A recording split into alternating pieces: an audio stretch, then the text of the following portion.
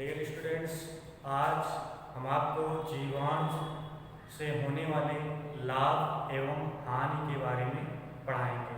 तो आज का जो टॉपिक होगा वह होगा economic importance of bacteria. Economic importance of bacteria, जीवाणु का आर्थिक महत्व। जीवाणु का आर्थिक महत्व। तो जीवाणु अति सूक्ष्म होते हैं और ये विभिन्न क्रियाकलापों द्वारा सजीवों के शरीर को लाभ पहुंचाते हैं या सजीवों को लाभ पहुंचाते हैं और हानि भी पहुंचाते हैं। तो जीवाणु हमारे लिए मित्र होते हैं और शत्रु भी होते हैं, क्योंकि इनका उपयोग हम अगर लाभदायक कार्यों में करते हैं तो ये हमारे मित्र की तरह व्यवहार करेंगे, और अगर इनका उपयोग हम या ये हानिकारक क्रियाओं में भाग लेंगे तो ये हमारे शत्रु भी होंगे। तो जीवाणु का जो महत्व है हम उसको दो प्रकार से पढ़ सकते हैं। एक पहला है यूजफुल एक्टिविटी, लाभदायक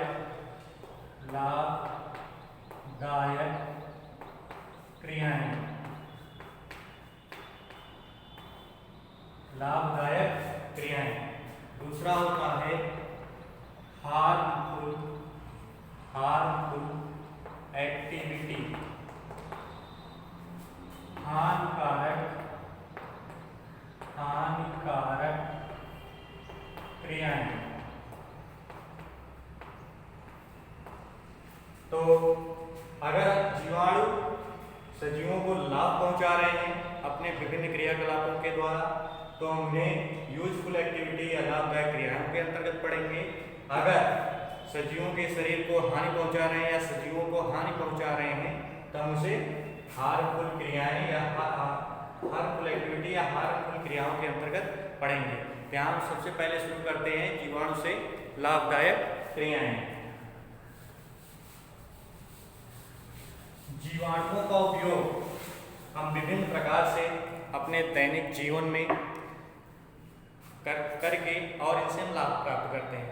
इनसे जो लाभ है तो सबसे पहला है ये ए में सबसे पहला है प्रोटीन के स्रोत के रूप में, एज प्रोटीन सोर्स, प्रोटीन के स्रोत के रूप में। कुछ जीवाणु ऐसे होते हैं जो हमें प्रोटीन की मात्रा उपलब्ध कराते हैं। जैसे एक यूनिसेलुलर होता है शैवाल, उसका नाम होता है स्पाइरुलिना।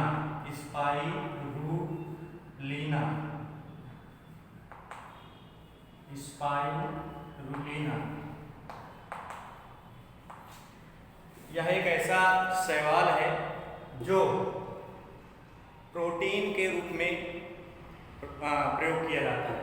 क्योंकि यह एक कोशिकी है इसलिए यह ब्लू ग्रीन एल्गी के अंतर्गत आता है, नीली हरी शैवाल के अंतर्गत आता है, और नीली हरी शैवाल को हम साइनोबैक्टीरिया के अंतर्गत रखते हैं और इससे सिंगल सेल प्रोटीन के रूप में उपयोग करते हैं और इसे हम सिंगल सेल प्रोटीन के रूप में उपयोग करते हैं। तो यह प्रोटीन का प्रचुर स्रोत है और इसके द्वारा हम प्रोटीन प्राप्त करते हैं। दूसरा है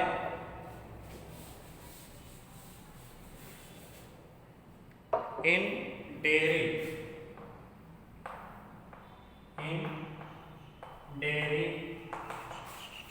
इंडस्ट्रीज,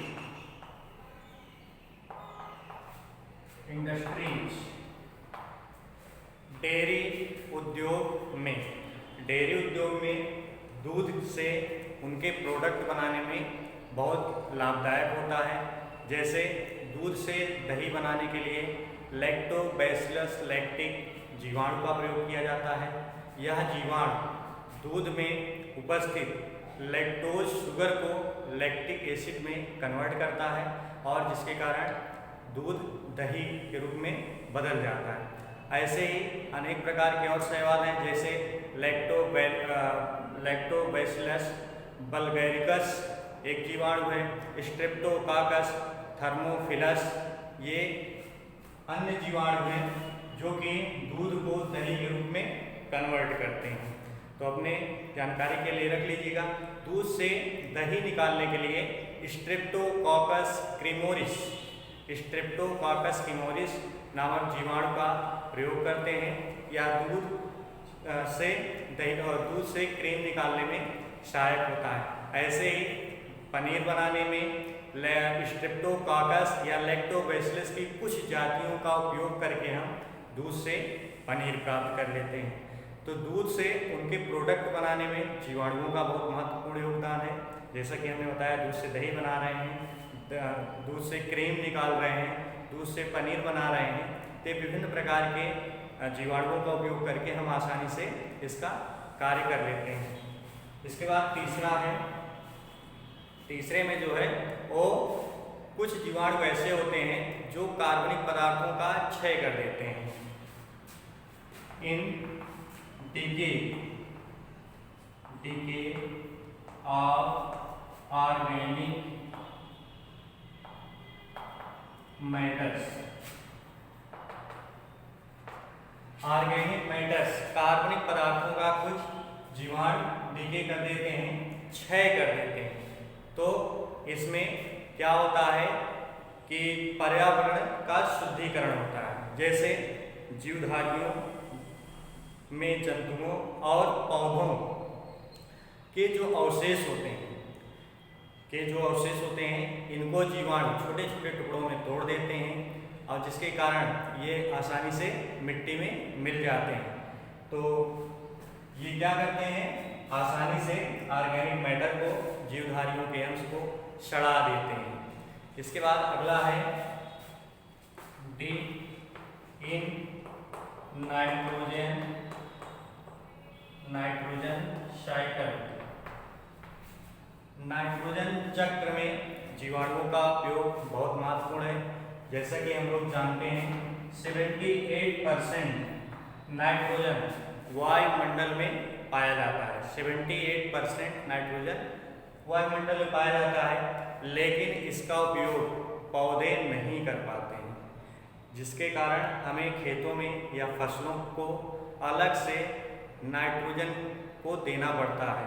उसे हम विभिन्न प्रकार के उर्वरकों के रूप में देते हैं, चाहे वो यूरिया हो, चाहे DAP हो, चाहे NPK हो, आदि के रूप में हम देते हैं। क्यों?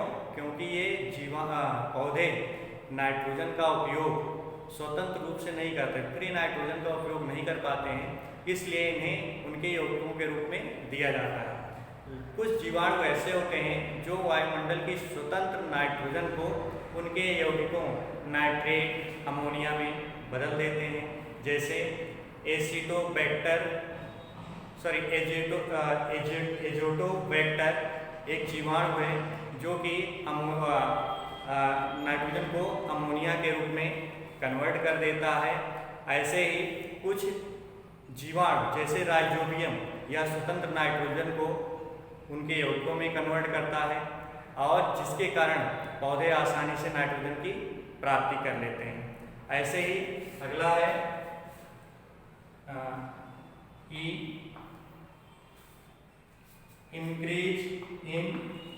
Increase of soil fertility. Soil की फर्टिलिटी बढ़ाने में, भूमि की उर्वरा शक्ति बढ़ाने में। भूमि की उर्वरा शक्ति कैसे जीवाणु बढ़ाते हैं?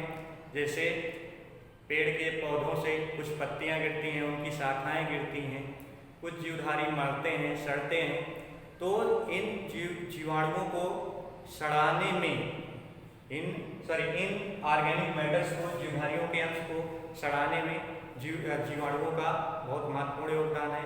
अगर जीवाणु न होते तो हमारे पर्यावरण की सफाई या पर्यावरण में होने वाले जो भी ऑर्गेनिक मैटर्स होते हैं, जो सड़े गले होते हैं, मृत होते हैं, उनको सड़ाने में बहुत समस्या हो जाती है और ये हर जगह पड़े रहते हैं। लेकिन ये ऑर्गेनिक मैटर्स को या जीवधारियों के अंश को जो उसमें बड़े बड़े युक्तों के रूप में पाए जाते हैं, उनको छोटे छोटे रूपों में कन्वर्ट करके पर्यावरण की सफाई करते हैं। इसीलिए जीवाणुओं को स्कार व्यंजन बोला जाता है, स्कार व्यंजन ऑफ एनवायरनमेंट, पर्यावरण का सफाई कर्मी भी बोला जाता है।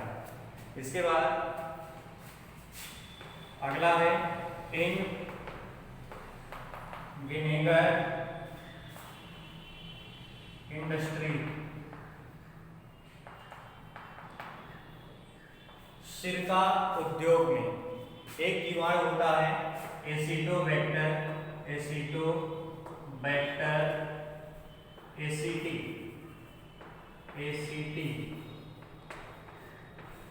यह जीवाणु शर्करा के घोल को, शुगर के घोल को सिरके में या एसिटिक एसिड में कन्वर्ट कर देता है। एसिटोबैक्टर एसिटी नामक जीवाणु शर्करा के घोल को एसिटिक एसिड में कन्वर्ट करता है, जिसका उपयोग हम लोग सिरके के रूप में करते हैं। इसके बाद आगे जो है अगला है in tobacco and T industry,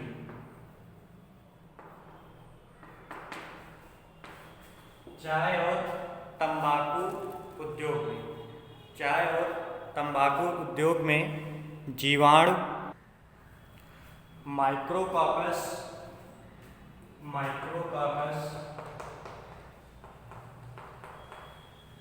कैंडिडेंस नामक जीवाणुओं के द्वारा तंबाकू और चाय की पत्तियों का किण्वन किया जाता है, फर्मेंटेशन किया जाता है, जिसके कारण इसमें एक विशेष प्रकार का स्वाद या महक उत्पन्न हो जाती है। तो तंबाकू उद्योग में भी जीवाणुओं का महत्व है। माइक्रोकॉकस कैंडिडेंस नामक जीवाणु तंबाकू और चाय की पत्तियों के द्वारा किण्वन कराकर उसमें विशेष प्रकार की स्वाद या महक, गंध प्राप्त करते हैं। तो इसके बाद जो अगला है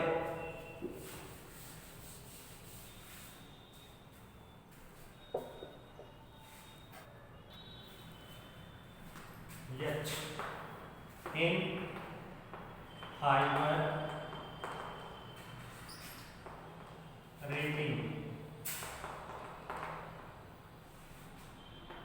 फाइबर रेटिंग में भी रेशे को निकालने में कुछ पौधे ऐसे होते हैं जिनकी छाल को सड़ाकर रेशा प्राप्त किया जाता है। तो क्लास्ट्रीडियम नामक जीवाणु, क्लास्ट्रीडियम नामक जीवाणु की कुछ जातियां इन रेशों को पौधों से अलग करने में सहायक होती हैं। इन पौधों को पानी में या जल के किसी स्रोत में डाल दिया जाता है और इन क्लास्ट्रीडियम नामक जीवाणु की जातियों के द्वारा इन पौधों से रेशों को अलग कर दिया जाता है। इसके बाद अगला है इन विटामिन फॉर्मेशन, विटामिन के निर्माण में क्लास्ट्रीडियम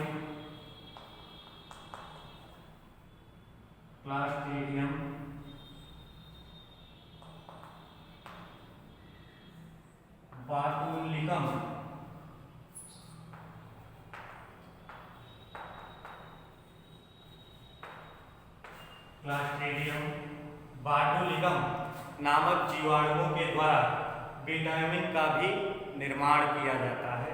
क्लस्ट्रीडियम बाइफिलिकम नामक जीवाणु के द्वारा विटामिन का निर्माण किया जाता है। और इसके बाद है इन फॉर्मेशन ऑफ एंटीबायोटिक्स।